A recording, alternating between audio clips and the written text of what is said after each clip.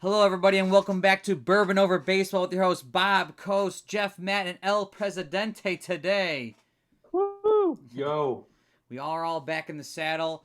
Corona's still going on, but lightening up in the world. And we're going to get back to trying to break down some more of the 2000 and 2000 pennant run teams. Quick shout out to the YouTuber Andrew Petyak. Who I thought was awesome. I mean, a lot of you guys reach out on YouTube, and I thank you guys for subscribing and whatnot. But I thought it was cool because we had that question last time on the Pirates podcast about Kid on the hat, and he wrote that it was for Kendall when he broke his ankle the year before when he was having such an awesome season. So they had put that on their hat. So I thought it was really awesome that he was able to give us those facts that we didn't know at the time. So thank you, Andrew, for that. yeah, no one did that for Yelich this year, or last year. Where was that? I think Peter did. Peter put a yellow Right, that's symbol true. on his hat. That's true. So the next team we have on our list is the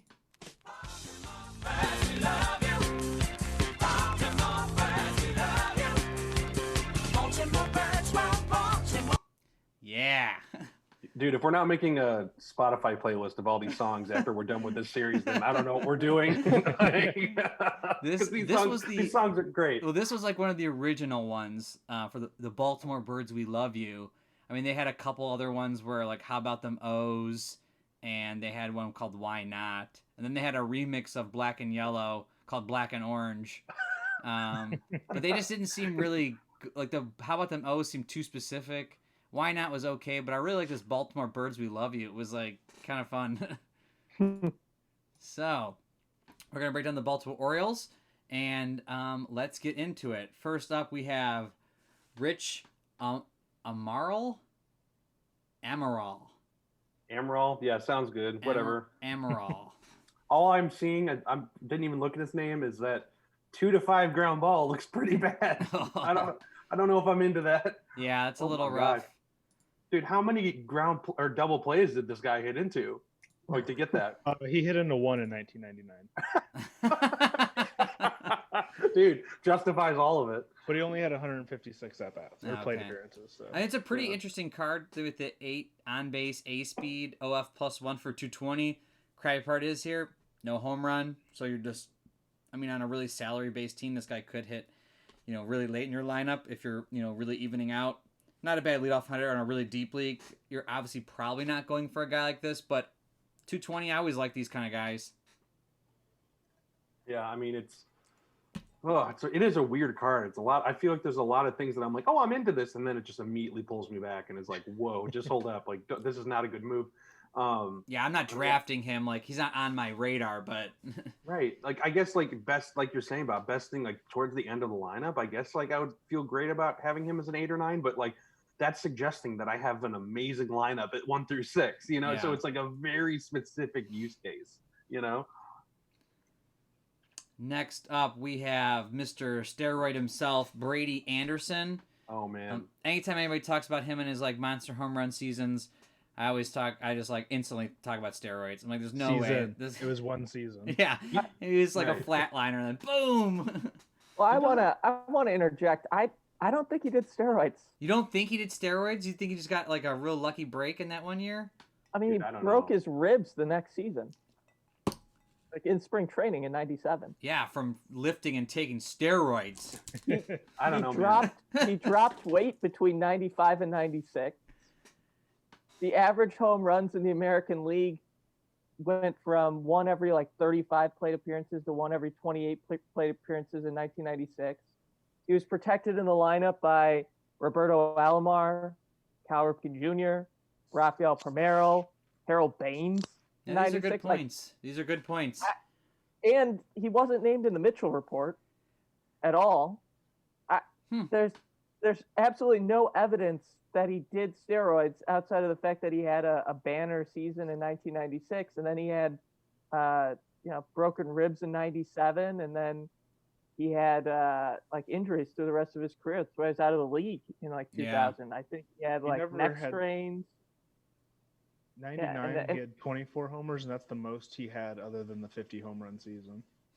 Yeah, but he was out of the league with injuries basically 3 years later. He's still getting plate appearances, but he was kind of limited, and he had like this big uppercut swing. And with all of his neck injuries, I don't know. I don't think he did steroids. Yeah, I'll definitely falter to you guys on that. I like saying it because I think it's just funny. I mean, some of those pictures of him in that '96 season are pretty. He looks pretty big, and he doesn't look that big here. So are you maybe looking at pictures of dudes with their shirts off again? Oh, God, sorry. Whoa. Wait, I'm on the wrong podcast. Sorry, guys. I got to jump off. No. He. I mean, I'm just saying. Like here, he looks like a normal human being in this picture, right? Yeah, but this is also from the side. Right. True. But his arm's there. I can see it. Some of the other pictures I've seen of him, like early couple seasons before, and honestly, him having this good of a card, even 3 years, it seems like beyond that '96 season, like also pretty great. Like 500-point card, nothing to bat an eye at. Well, I always liked it. I mean, I just always hated him because I thought he always did well against like the Indians and stuff. And then obviously I joke all the time that he's on steroids because he had that monster season that kind of popped out of nowhere. Again, no evidence on that. I just think it's funny to say. But his card here is pretty solid. A 10 A-speed OF +1. You don't like the 1 through 5 out, but he gets you multiple home runs. You kind of wish there was another double in there, but 500 points, it's pretty solid. Kind of a lot of walks, but not bad. I think he's too expensive. What do you think he should be? I mean, like I just wouldn't pay 500 points for this. Yeah, I agree with that. There's not enough. The speed A and the 10 alone aren't enough to justify the 500 points. He walks up to 12. I know he's speed A, but in a league, everyone's got strong catcher arms, so it doesn't mean as much where you get on first base. Mm-hmm. So a lot to pay for basically a leadoff guy, or maybe a number 2, but you can get.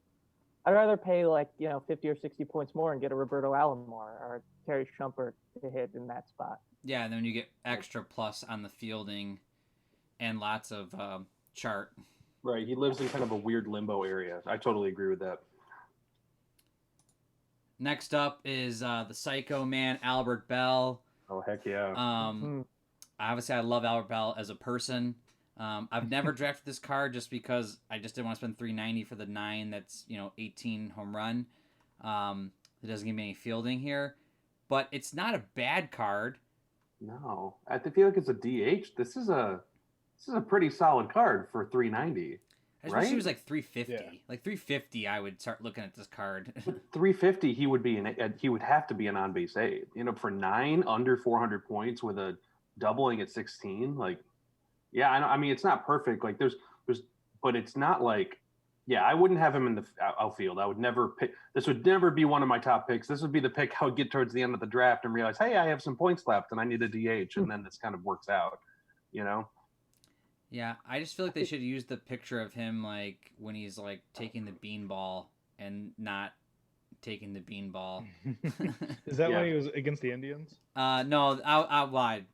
It was who was that against? Who was he? I think it was against us. No, it wasn't the Indians. No, it definitely wasn't the Indians. Didn't you post the video? Yeah, I shared it that while. I mean, it was just, but it wasn't the Indians. But he was definitely freaking heated. The thing, so like, just to catch everybody up, what we're talking about, if you don't know what we're talking about, is when he got hit. It was I think it was extra innings. He got hit by a pitch, and then he just said, "I'm not taking the base." And like, it started this like scuffle with the team to be like, "Dude, you like." Everybody was confused. Like, you got to go to first base, and like even the ump didn't know what to do. The thing that's so amazing about that video, go look it up. It's a funny John Boy one.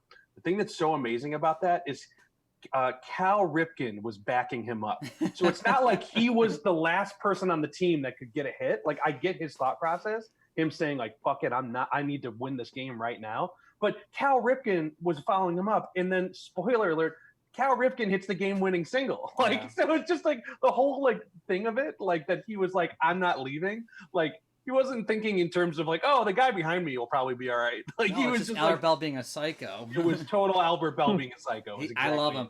I said to someone I thought on Twitter the other day was talking about, I think it might have been John Boy or it would have been Baseball Brit, but I think it'd be really cool if like Albert Bell and Puig played at the same time and they like were on opposite teams when like that Pirates Reds fight happened. and like just to see these two fucking animals like go at each other. I feel like he got gypped a little bit on his card.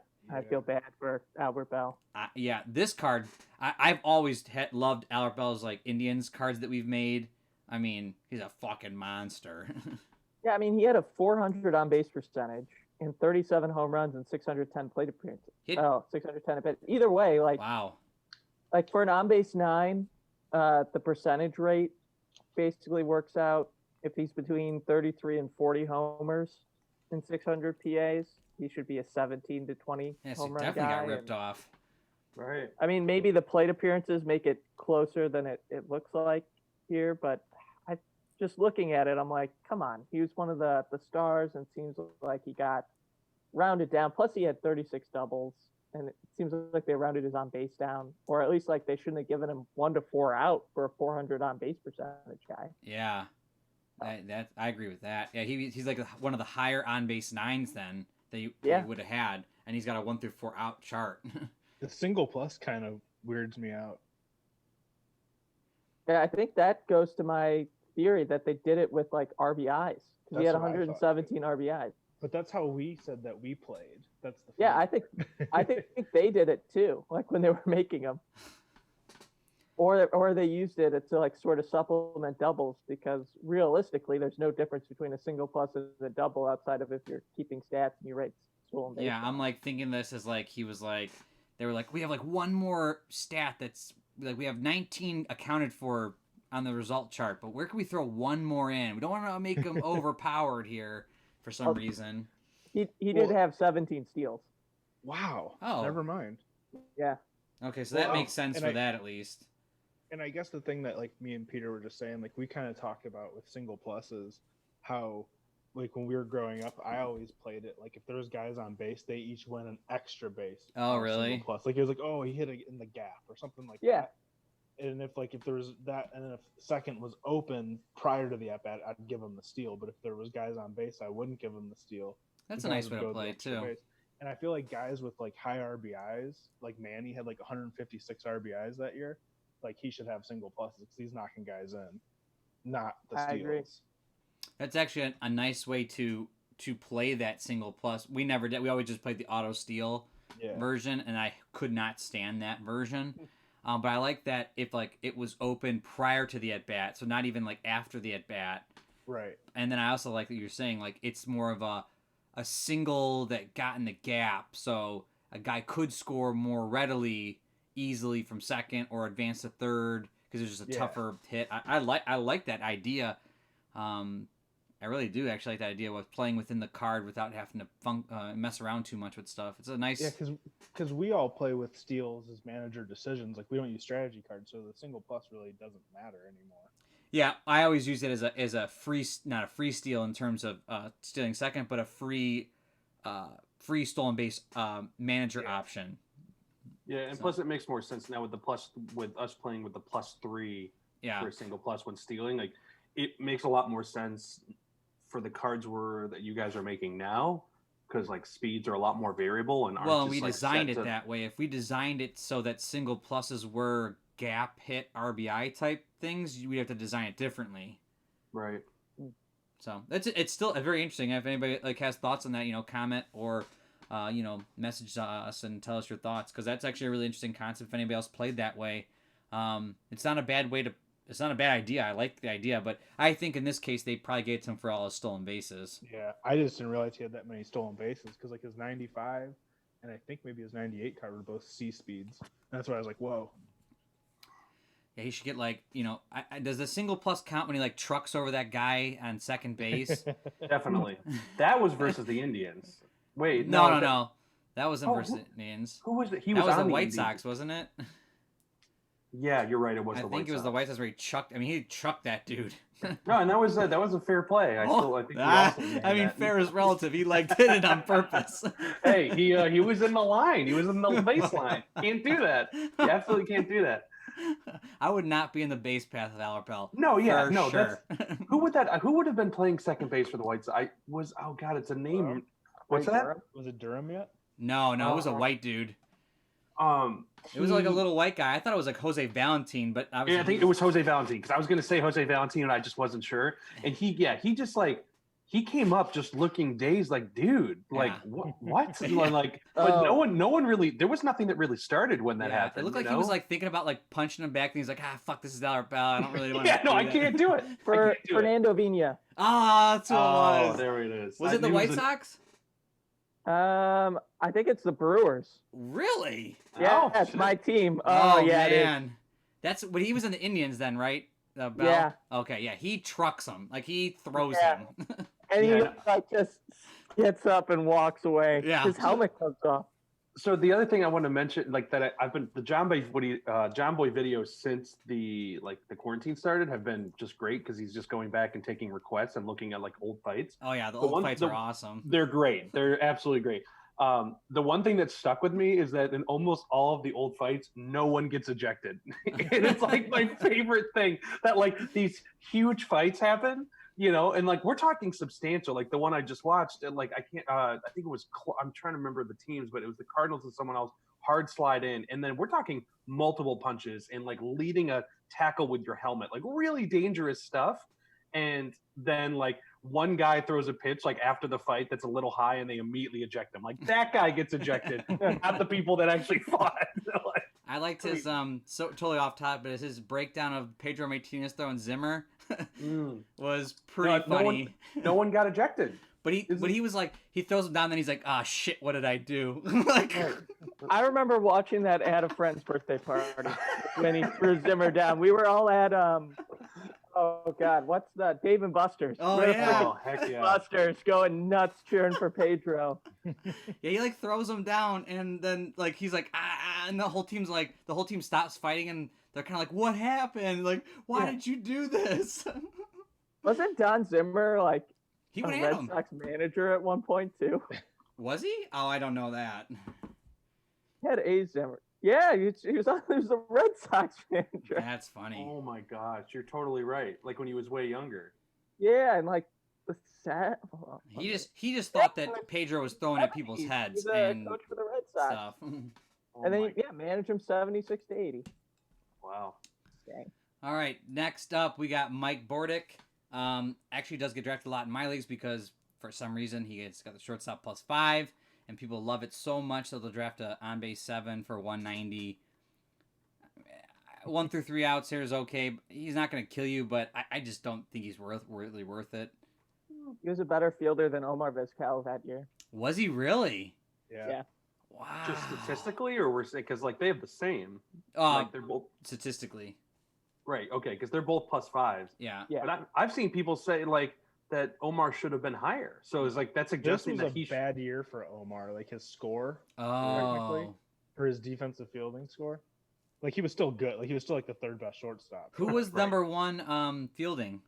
Ray Ordonez. Oh, Ordonez, by a long shot. Yeah. Oh, but that's NL. So Ray Sanchez was the best AL. Oh, okay, for the and then Royals. Bordick and then Vizquel, yeah. Okay.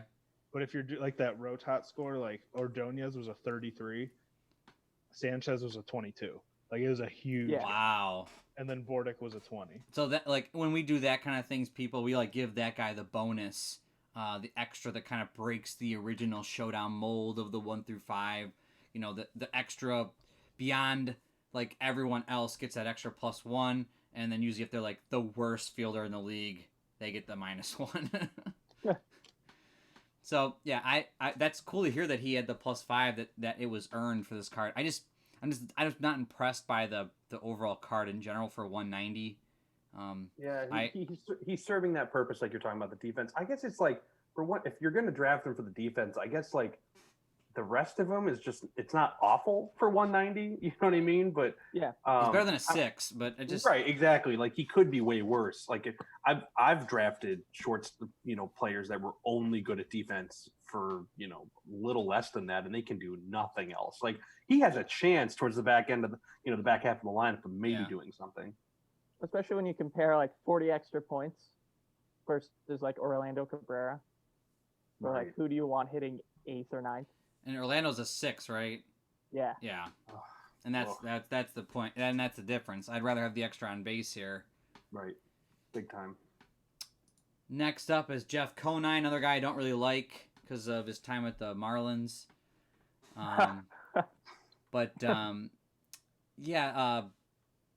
Average player here, on base 7, C speed +1. This team really valued defense, apparently. Huge double range. Right, big double range, big single at 6 is pretty cool, but other than that, man, this is I mean, know what you're spending 180 on. Besides that, like, he doesn't walk much, and he just basically gets hits. It's interesting. That's how you end up at on base 7, though. You don't walk. That's true. Has anybody else been seeing those statistics that have been going around about Bonds? Yeah. Oh, ridiculous. By Nakayeti. Yeah, like he had like a 414 on base in the 81 games. He didn't get a hit. And then they were talking about his comparison to Whit Merrifield during his hit streak. Had like a 400 on base. So that's how ridiculous like Bonds' things was. He like doesn't get hits, has a higher on base percentage than when Whit Merrifield gets a hit in 81 different games or something. It was something stupid, but it was awesome. So yeah, you got to get those walks, people. Next up, Delino DeShields. He's tough. Weird card. Wow. Like, for the points, you're getting an 8 on base, but like you're gonna be on first. Yeah, that's all you're gonna be. But an 8 speed for 230 is not bad. You know, it's like it just sucks not having any double. Do you think his kid will ever get a 8 on base card? He's the fast guy, right? Yeah. Did Indians get him? Yeah, Indians got him in the Kluber deal. Yeah. They also got the guy that just tested positive PEDs. Yeah, that didn't work out. He's still young. We got time. Yeah, okay. Right. Yeah, but he was throwing 100 in the minors. I don't know if that was the PEDs or not. Does anybody know what the 7 on the jersey is? Oh, yeah, no idea. I saw a couple jerseys here, and then... somebody had to have died. Yeah. Yeah. Or been injured. Yeah. But, I mean, again, not a great card, not a bad card. What was the point total for the Orioles, Jeff? Oh, God. Why are you putting me on the spot like that? Like, all right, 1 second. I was just thinking about it. We'll move on to the next hour. No, I got it right here. Oh, okay. You asked me. I had it ready. Oh, Come okay. on. They're pretty much, they're almost exactly in the middle. Okay. Like the average is 41.63. They are, and again, this is only base set. I'm not counting pennant run. They are 4,200. So they are like almost on the nose. Yeah, like I'm just noticing like not a lot of 6s so far and a lot of 8s and 7s. And then obviously Albert Bell. And they have a lot of low point total 8s.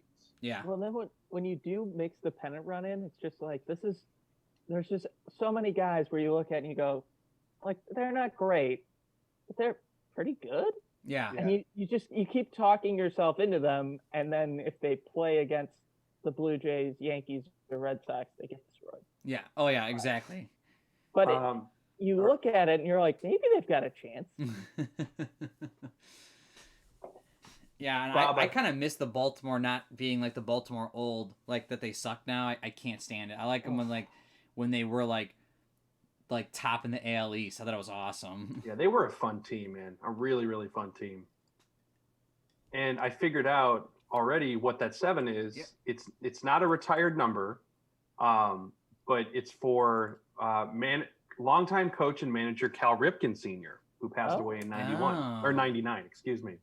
So they haven't retired it, but they also have not issued it out to anyone if OriolesNumbers.com is accurate.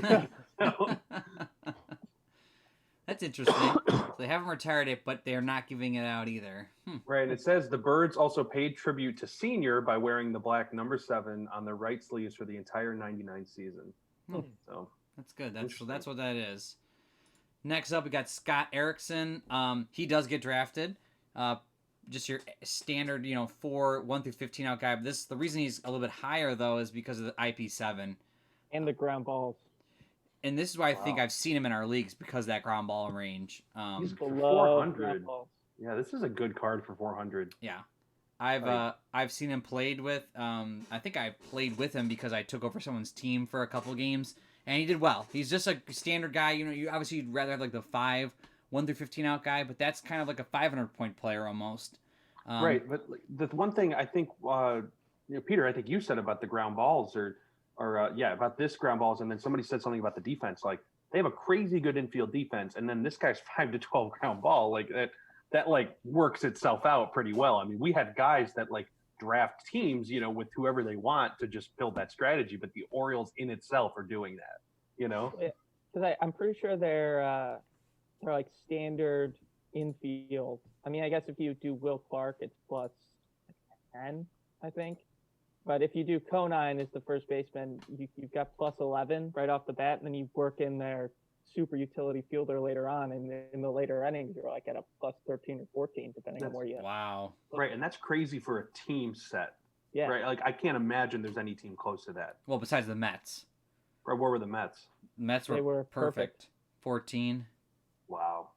Yeah, that's ridiculous. And then I found that sweet picture for like the Mets that were talking about like the magazines, the best defense. Infielder. Yeah. Dude, I missed. Yeah, I think that's the one I missed. But man, I watched like this whole thing on John Olerud, and yeah, he's the man. Oh so yeah. I stand behind that. That was they were incredible that year.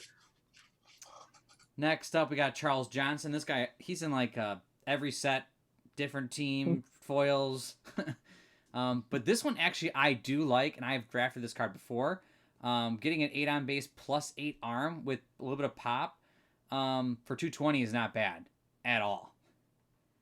Yeah, he gets. I think it's funny. I just in the mail ordered his 01 pennant run Marlins card. Yep. So I just saw this one, which I think it's a foil, but I think it's still better than this because the pennant run foils are. Yeah, he's like really a 9 on base. Yeah, right. And he has a sick pose in that one too. But how many points are those ones? Because I think the Marlins one's under 400. Yeah, I think it's like a 370 ish. I think the White Sox one's close to Pudge. Yeah, the White Sox one is 460. I'm pretty sure. That one's ridiculous. And that's why I that think one I almost drafted won this MVP one. for me. Really? It was clutch. Called him Sir Charles. He had like 2 walk-off grand slams. Wow. And, Sir Charles. The problem was his like counting numbers ended up being worse than Bobby Abreu. We had like this mixed league, but damn, he hit so many clutch home runs that it was hard to keep him off the ballot. Yeah, I like this version in my league because the 220 points, and it wasn't going to really hurt me. But what ended up hurting me in the league was not so much his bat, it was his speed. I'd get him on base a lot. 6 through basically 17, you're on first, and he's an 8 with a good arm. And then I wouldn't be able to really move him around the bases as a C speed. I couldn't really get him home from second very easily. But I remember he filled a nice gap. I thought for 220 it was a pretty solid card, but that's where I fell into the issues. And that's why I have a rough time with C-speed guys, unless you're getting me like amazing power or lots of doubles or something. All right, that's what kills the Orioles looking at it. Like they have 5 guys that you're like, I could see him at an 8th or 9th. Yeah. And then it's like, oh, wait, I have to put together a whole lineup of these guys? Yeah, who's hitting them in? Albert Bell's the only one doing anything. Leads off, and then, Albert Bell and Ripken, I'm like, oh, good 5 or 6 hitter. Yeah. And then it's like, oh no. Yes. But another valuable on-base 8 guy in their lineup that's just like, all their 8 hitters are like 220, 30 points. Next up is Mike Mussina. Pretty good card here. I don't like, obviously, control 3s, but and I don't like going to IP7 if I don't have to. Like, I'd rather have Scott Erickson for 70 less points. Yeah, I would too. But pretty standard card here for the 3 control for a 1 through 17 out. It's a very high out range and another big ground ball range here. But it's not a bad card. I've seen him played. It's not great. I really wish that he'd gotten the foil or a foil. I think with the black jersey on the orange on that. And I'm partially biased because my travel league uniforms growing up were identical to this. Like this is what we had for the Orioles. Now, did Mike deserve this card, Matt? I think he should have potentially even been better. I mean, like I think he's in that tier. He had a combined 4.6 whip, 4.6 ERA whip. Yeah, I just remember Mike Mussina being amazing throughout his career. So I just didn't know if this was a bad year or not. He was runner-up for the Cy Young and went 18-7 with a 3.5 ERA. Yeah, not a Hall of Famer. And he won a Gold Glove. Yeah. Yes. Wasn't it him that got blasted in the nose?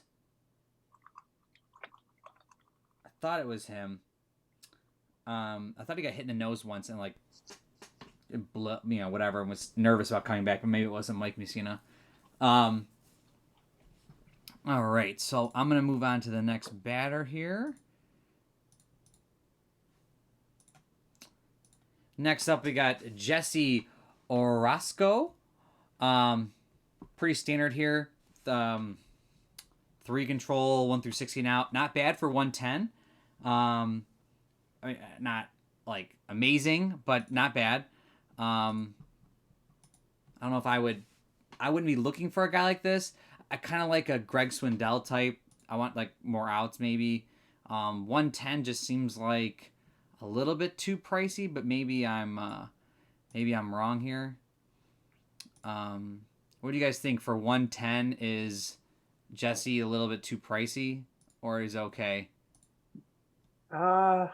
It's funny. This guy, he gets picked in almost all of our leagues. Well, he's got decent ground ball range, and he's only 110 points, which is pretty solid. But I just feel like I'd rather have like I said, I always like Greg Swindell as my go-to person. Mm-hmm.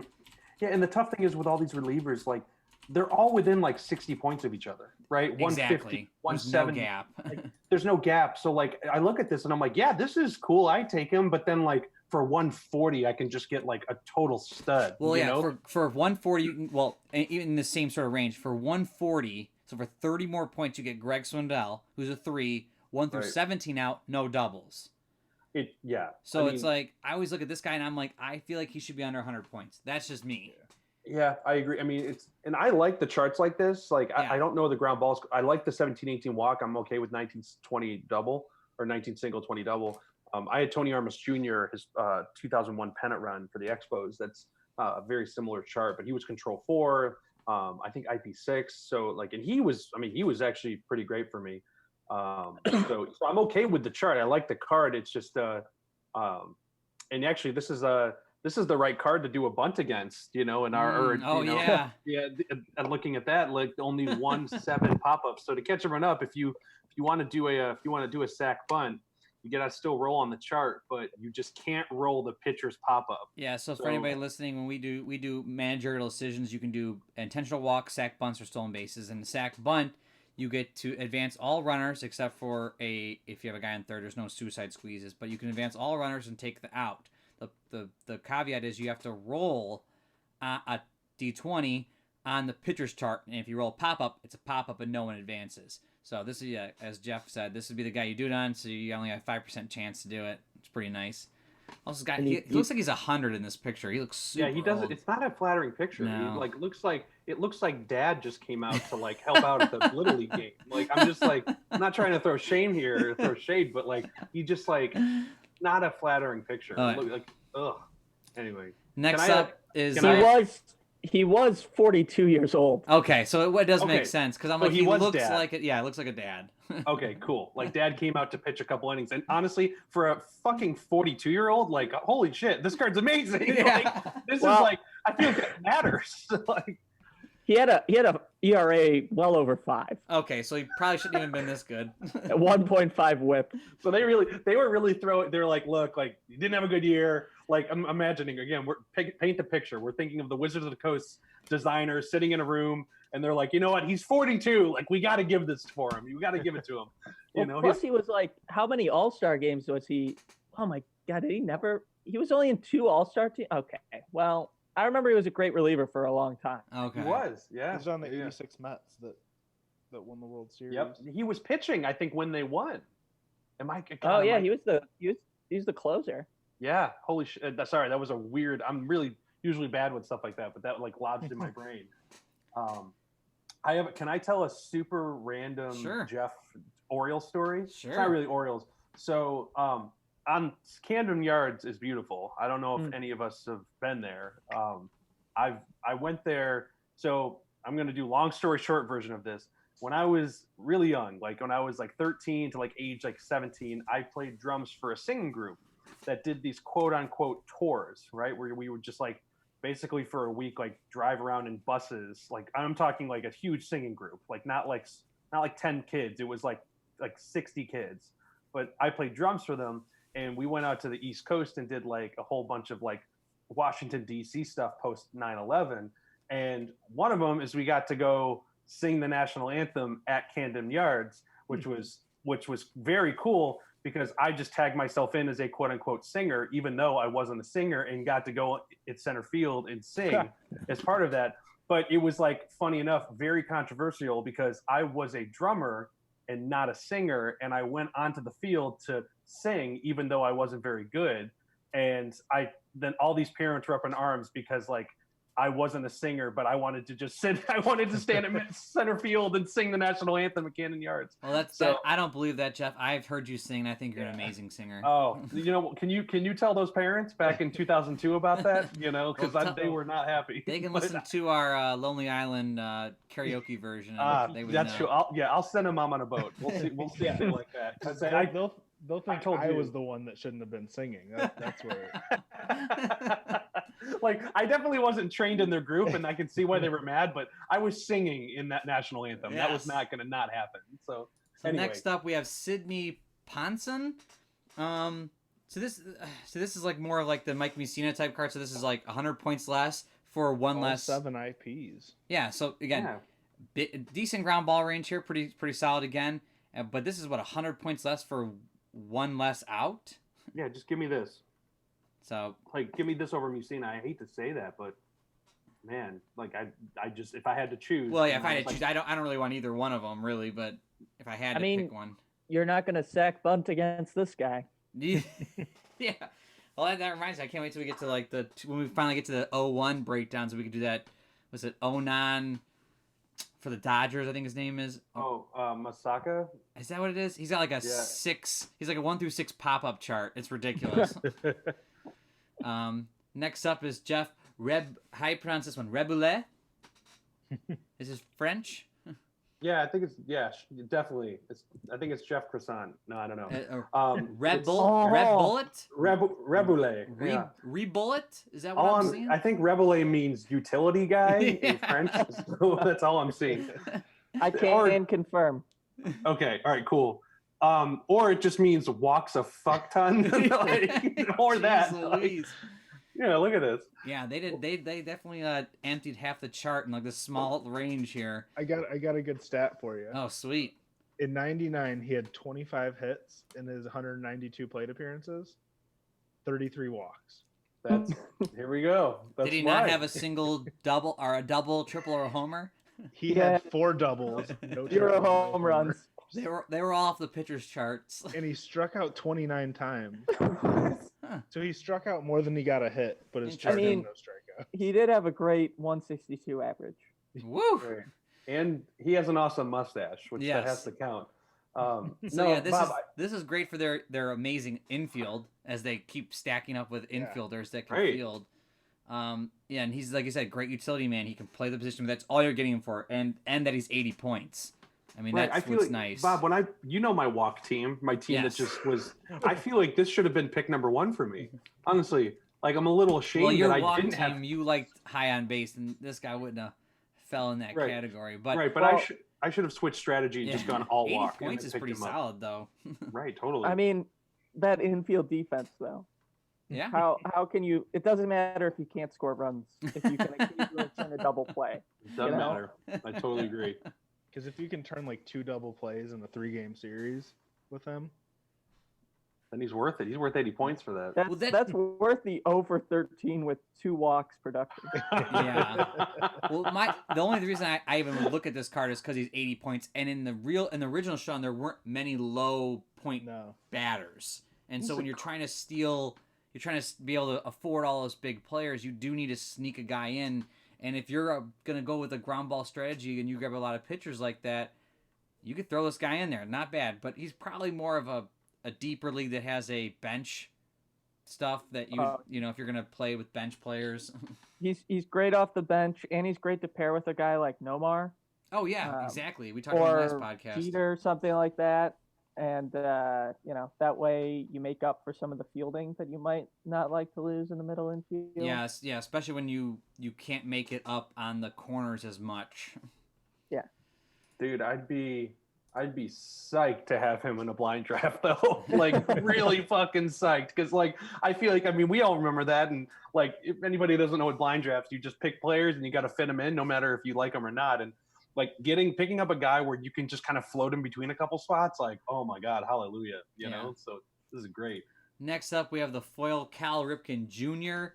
Again, the C speed, doesn't even get the +3 on third base. But tons of power here. That's basically what this card is. Big single range, a lot of doubles. It's a pretty powerful chart. That's great. Have we seen again, we talked about there are not many players that double at below 14. We just have not even like. Well, I'm just thinking even the 4 doubles is pretty solid for an 8. That's crazy. That's crazy.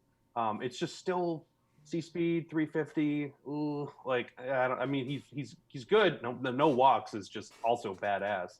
The no walks for 350. I would be very down to pick this. I don't know if he's ever gotten picked in our drafts though. I don't remember. He doesn't really get picked. I think he finds that gray area again where he's too expensive to roster, where you can get like most people go for like Jeff Cirillo and stuff like that. I don't know. What do you guys? What else do you guys? Peter and Matt, what do you guys think about this card? I think it's he hit 340. It's a shame that he didn't walk much that year. Yeah. Pushed down his base because his batting average is so high, and he only played like half the season. Yeah. So like after the streak, he had like 27 doubles and a little over 300 plate appearances. So like it makes sense why he got so many. Mm-hmm. I personally, for some reason, just never liked Cal Ripken. Oh, hot take. Yeah. Like, he was such a good person. I can't give you a reason because he played when I was like 10. So like I just didn't like him. He probably struck out on like Ken Griffey baseball or whatever, and I just hated him. I can confirm that he did. Yeah, during the '94 season, during that baseball documentary, they talked about like people like Ripken staying after and signing autographs, like kept baseball like alive in the hearts of people when people thought they were just money grabbers. Yep.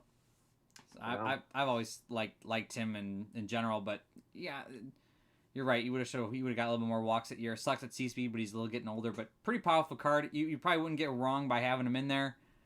You won't be disappointed in a blind draft, but you're probably not drafting him. Next up, he's underrated.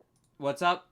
I'll just say he's underrated. Yeah, I think so. Yeah, I agree with that. I've never played with him, and I feel like having that 4 doubles, I'm looking at it now going, if I had him sitting in the lineup, like you said, a 5-hitter earlier, you're pretty stoked about getting this guy up. You're no walking. You got a guy that's almost always going to get a hit if he gets the advantage. It's pretty good. RBI machine. Yeah. Next up, we have B.J. Surhoff. Solid 8 batter for them. But this guy gets the +2 on the corners on left field, right field, which is great for 300 points, and he's got a little bit of pop. He gets drafted here and there. It's not bad. Yeah, he gets drafted for the +2 left field, right field. It's huge. It's a big deal, but that's the reason why he gets attention, which is fine. And that he doesn't fall. Most people like to get at least an 8 on base or higher, and then he has some pop, so that helps. He's usually like a number 6 hitter. Yeah. For teams. I think this is like the best season of his career too. Oh, really? Yeah. Was he the number 1 overall pick by the Brewers? That I do not know.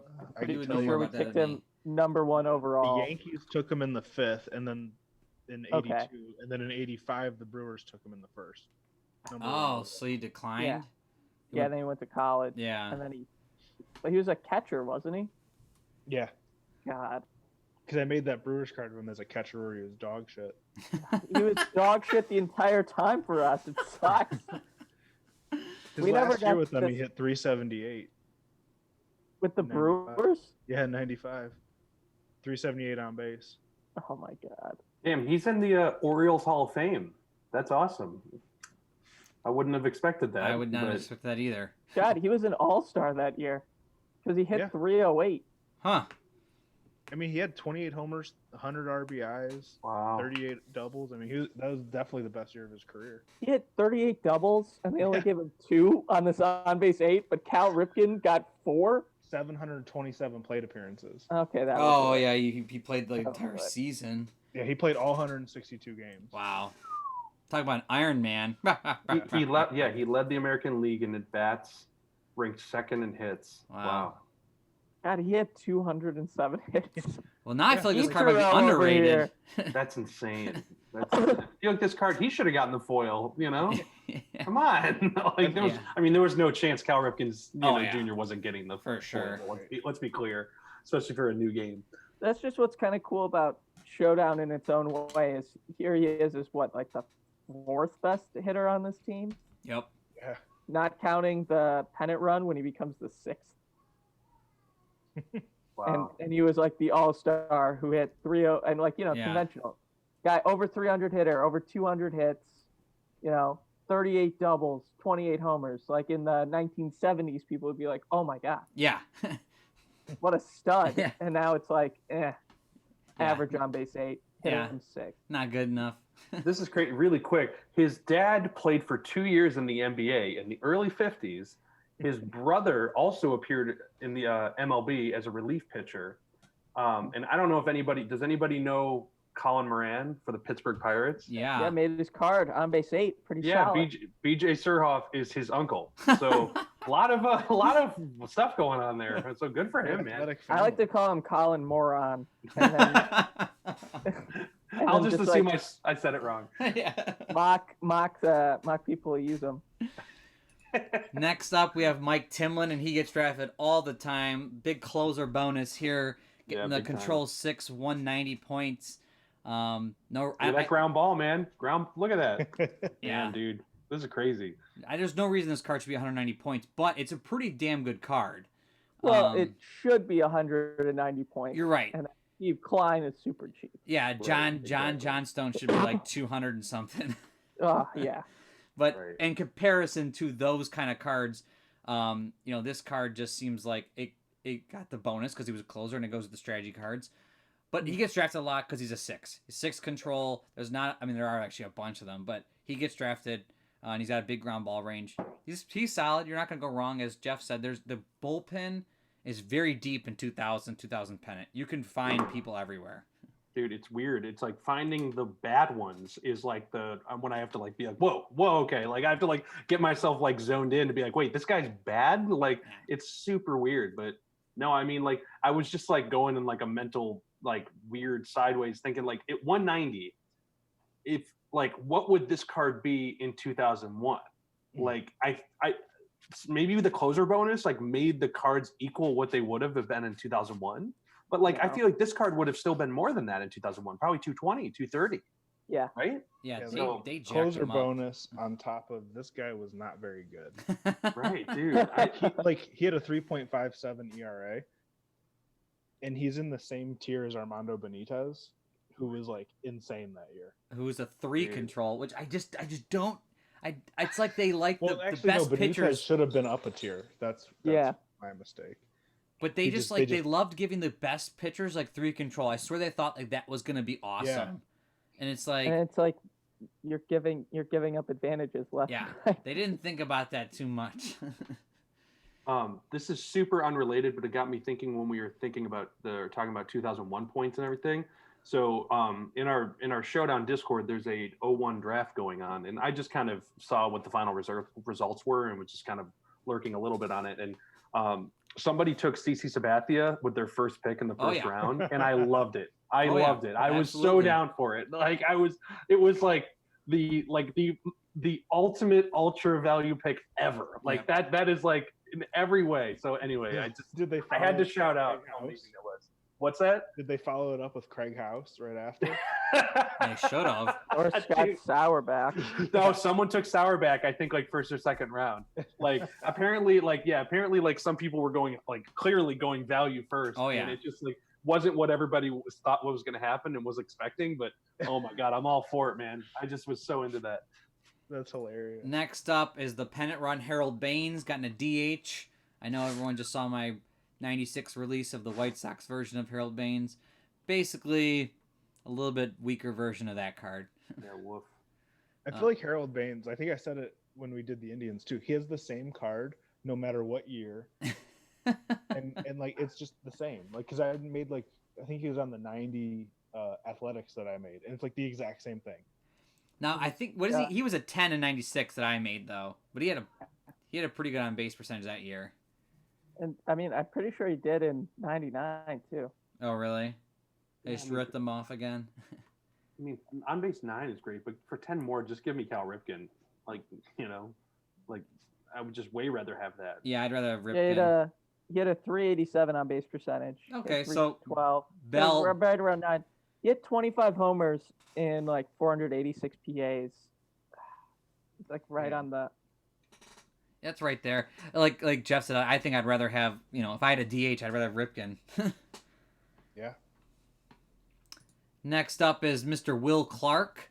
Getting over here for the pennant run version. Standard card, 340 for a 9. Got the B speed this time. I'd rather DH Will Clark if I was playing as the Orioles. Yeah, absolutely. Totally. Oh my gosh. Like, rather than like him and Baines being the same amount of points is what am I missing? It's the homers versus doubles. Yeah, that's exactly what it is. But that's again, I don't know who said this, but like, I mean, I kind of stopped focusing on what like home run range. Like, I'm just more focused at this point now on like when the doubles start, just because that's when you're going to truly do damage, you know? So yeah, this is way more valuable to me. Yeah, I look at extra base hits basically. And next up we have Mike Trombley. So this is actually a little more valuable, the 4-1 through 16 out for 130 versus what we saw earlier with the 110 point reliever. For 20 more points. Yeah. I'd rather have this guy. I mean, this is a pretty solid card for 130.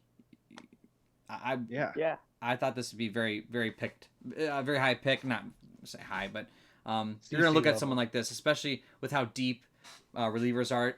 I would try to stay away from 3 controls unless you're grabbing like a super stellar 3 control guy. But like, he gets picked up. I see him around for sure. Yep. And I think the last card is the you get to talk about, Matt. Okay, so for here we got the 1996 Brady Anderson, with those huge arms from not doing steroids. And he looks like a pop singer from like a 90s boy band. Yeah, are you sure this isn't like an NSYNC photo? It might be Justin Timberlake, I don't know. Yeah. And so if you guys saw on the Twitter, we gave away Barry Bonds for the Pirates podcast. And I figured instead of what we did last time, we're going to make sure you actually listen to the podcast this time. And yes. So if you listen this far, tweet at the MLB Showdown Cup account with the hashtag closer bonus, and we'll randomly give this card to somebody. Yeah, so we'll see if anybody makes that far again. Reach out to Matt on Twitter with the hashtag closer bonus. Love it. And we'll see if someone can win this card. Now, I know there's a few people that listen all the way, but I don't know. I feel like a lot of people are just going to skip through. Yeah, exactly. That's why I'm making sure this time. Is he the best on base 9 out there? He's close, if not, he is. He's close to it. I picked him up when we did a blind draft of the 90s all decade. It was like, how many cards are in that set, Matt? I mean, it was 100 of the best 90s hitters, and then we put in like random pitchers from the 90s. Right. We shuffled them in. It was like overall everybody had just stacked teams. Oh yeah. Just stacked. And I had Brady Anderson leading off, and he was great. He was really good. Like, I mean, he doesn't get out much on this chart. No, he's at 9 plus fielding. He's basically A speed. And he doubles at 10. That's ridiculous. On top of his 50 doubles, he had like a crazy, or his 50 homers, he still had like 30 something doubles, and I didn't take into the per 600 plate appearances either. So he just got to go off. God, he had 10. Oh yeah, he had 37 doubles that year. Wow. He had 10 triples the year before. Wow. Right, if this card existed like during a regular draft, like if we were doing the 96 season and Brady Anderson showed up and this was his card, like, and I had the first pick, I'd probably pick this first pick. I mean, he's just ridiculous. Yeah. Just so ridiculous. Yeah, I feel like the one I made was like a 10 on base, but the chart wasn't as good. Yeah, because you did the 600 plate appearances. Yeah. Yeah, so and I think I like averaged out my on bases a little bit differently, and he like just made the cusp or something. But I think so his a lot chart's more weaker. outside his chart. Yeah, you did the full season rankings where I Yep. just did 96 here, and then I had like a base that I used for Yep. all the 90s guys for on base. But I think this one's really fun, and this is the one we haven't played with my version yet, but we played with this one, and it's pretty damn intimidating when he comes out. Yeah, dude. Yeah, dude. Yeah, Matt, when you send this card, are you gonna include steroid needles with it, or like how many are you thinking? Like, I don't know how. I think the you post just office need to feels about needles. send weights for bicep curls. There we Oh. go. okay, just one or the other though, or both, honestly. But mean, you need then both. why did he never hit home runs again if he went on steroids? I feel like he got off of did he steroids. stop? I Yeah. think he Just- stopped. Why would he Travis stop in the heart of steroids? I That's think Travis because he broke Hafner. his ribs. But wouldn't he then keep doing them to recover faster? Like Ryan Braun? Unless he was too severe about it, or some people were getting tested around him and he got nervous. Or No like one was ball getting strike. tested in the mid '90s. No, they loved it. They Like- wanted more of it. This is like, yeah. So I True. don't think he did steroids. True. He probably had a great year, and he had a great feel for the, that year was perfect for him. Yeah, Right. it's Well, the strange. '96 Orioles were freaking loaded. Yeah. But yeah, hopefully everyone you listened this far, and let us know what your thoughts are. Follow us on Twitter, subscribe to the YouTube channel. They had Bobby Bonilla and Eddie Murray on that team, and still being paid by the Mets. and Jeffrey Hammonds. Was this 96? Yeah. Wow. Oh my God. Sorry. What did they do that year? They were 88. Oh my God. They lost the ALCS Ooh. to the Yankees, Whap, whap, whap. but they beat the Indians in the ALDS. See, Yeah, I feel like that's what's in my mind. Like I Isn't that remember when Brady Alomar like stood on doing the well, and I'm like, fuck Brady, I hated Yeah. him. Yeah, and this is man, their manager was Davey Johnson. Is this the Davey Johnson who randomly? This is where conspiracy theory might come in, because Davey Johnson is the one who randomly hit 43 home runs out of nowhere for the Braves in the 70s. After, so like this is even crazier than Brady Anderson, because at least he hit in the 20s Yeah. from time to time.